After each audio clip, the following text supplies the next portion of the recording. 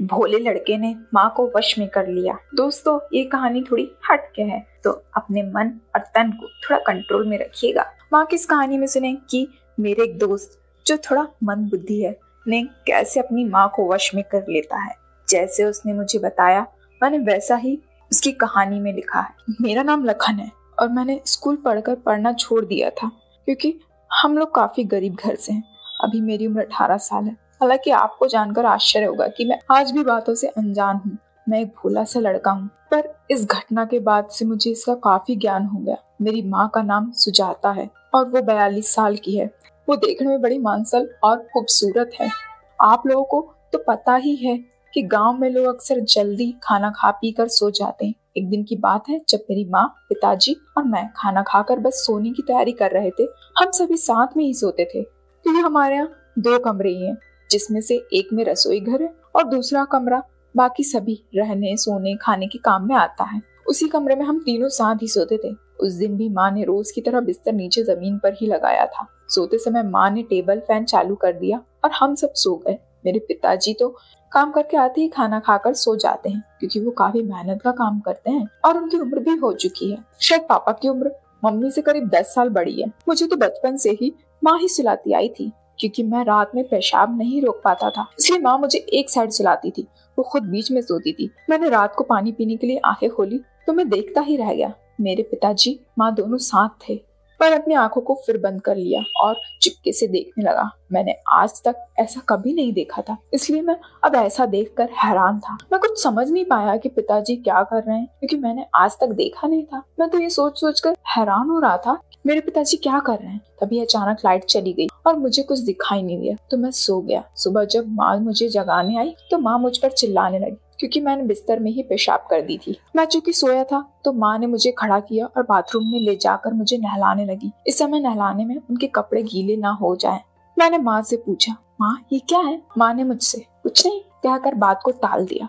फिर मुझे तैयार करके वो अपना काम करने लगी। मैं अपने दोस्तों के साथ खेलने चला गया। तभी मुझे कुछ सूझा तो मैंने अपने एक दोस्त से पूछा, ये क्या होता है? तब मुझे मेरे दोस्त ने अपने मोबाइल में एक वीडियो दिखाया और उसने बताया ये चीज होती है और इसी चीज से मजा लिया जाता है। उससे और भी जानकारी मिली, तब मुझे कुछ मालूम हुआ। फिर मुझे इन चीजों के बारे में जानने की बड़ी उत्सुकता हुई।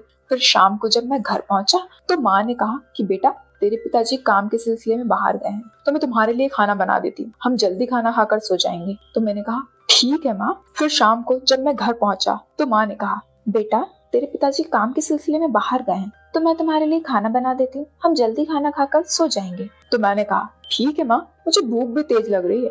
माँ ने जल्दी से खाना बनाया और हम दोनों खाना खाकर सोने की तैयारी करने लगे। तभी लेटने की तैयारी ही की थी कि लाइट आज फिर चली गई। माँ ने बिस्तर लगाया और मच्छरदानी लगा दी ताकि हमें मच्छर न काटे। माँ बोली, बेटा पंखे को सामने रख दे और ताला आकर स्विच ऑन कर देना ताकि लाइट जब आए तो पंखा चालू हो जाए। मैंने पंखे को पैरों की ओर रखकर उसे सेट कर दिया और सो गया। तब तक माँ भी सो चुकी थी। रोजाना की तरह पेशाब के कारण सोना पड़ता था तो मैं माँ के पास आकर सो गया। माँ सो गई। कुछ घंटों बाद लाइट आ गई तो मेरी नींद खुल गई। पंखा चालू हुआ और फिर जो मैंने देखा और मेरा दिमाग डोलने लगा और फिर मुझे कुछ समझ नहीं आ रहा था कि अब क्या करूं।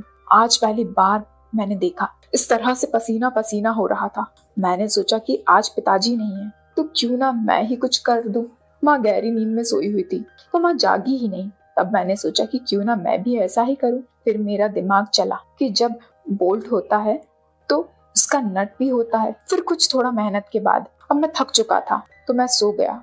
अगले दिन भी पिताजी नहीं आए तो मैं इस बात से बहुत खुश हुआ। मैं आज फिर से बेसब्री से रात होने का इंतजार करने लगा। जैसे ही रात हुई हम सोने गए। माँ ने कहा, बेटा रात को तो बहुत गर्मी हो रही थी। मैंने कहा, माँ आप सो जाओ, मैं पंखा आपकी तरफ कर देता हूँ। माँ पंखे के सामने ही सोई हुई थी। मैंने पंखा चालू किया तो माँ ने कहा, बेटा मुझे हवा नहीं लग रही है। मैंने टेबल फैन को नीचे करके जैसे ही चालू किया तो माँ को हवा लगी। मैं पास में हो गया और माँ से कहा कि माँ रात को इसमें से बहुत पसीना आ रहा था तो मैंने साफ किया था।